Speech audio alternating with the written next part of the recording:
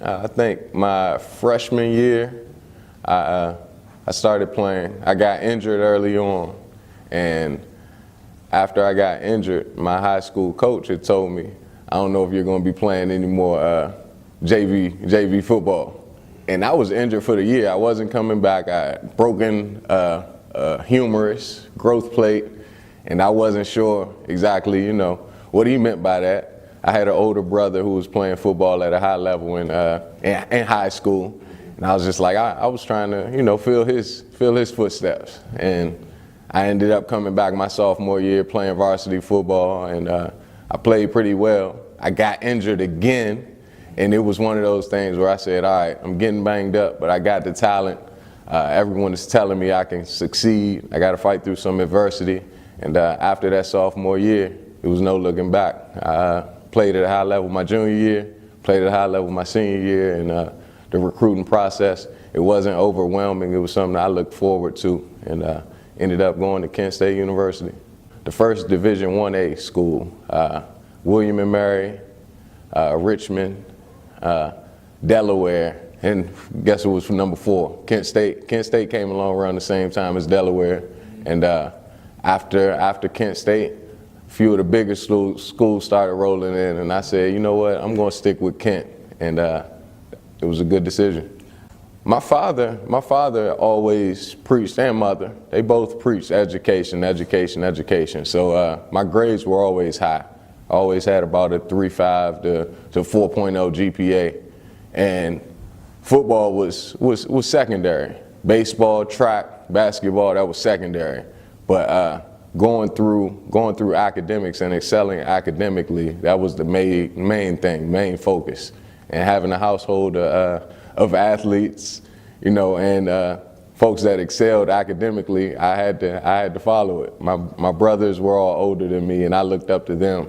And Pops wasn't going to have us on the field if I didn't get the grades. So I think they started off pushing me academically, and all the recruiting and the college outlook, that came afterward. But my coaches, they always pushed me. They brought the letters in. They told me that, yeah, these letters don't mean too much.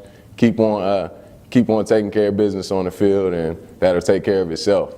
So I didn't really fall into the downfall of the recruiting process and all the hype.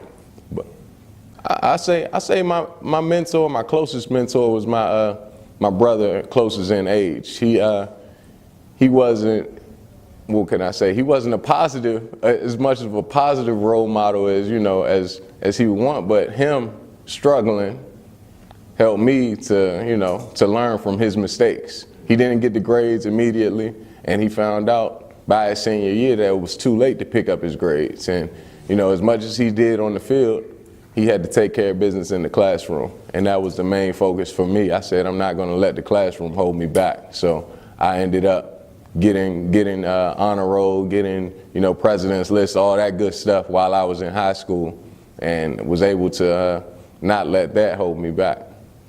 I would say when selecting a school, make sure you do your research. A lot of guys, they go into that college and they don't really know what to expect. But the more that information is accessible now through the internet, through social media, through just getting on the school site, seeing what majors are offered, I think that's vital to your success as a collegiate student athlete. When I went to Kent, I wasn't sure exactly what majors were available. I wanted to go into sports medicine. And when I got there, I realized, hey, go on, sports medicine, they have athletic training, they have a few other programs that are available, but this one that I wanted wasn't, and it ended up being a good thing, because I wasn't going to be able to do sports medicine and play football. So I ended up majoring in health, and I think that was something that I could have avoided early on if I did my research going in and asked my coaches or asked the athletic advisors what to get into.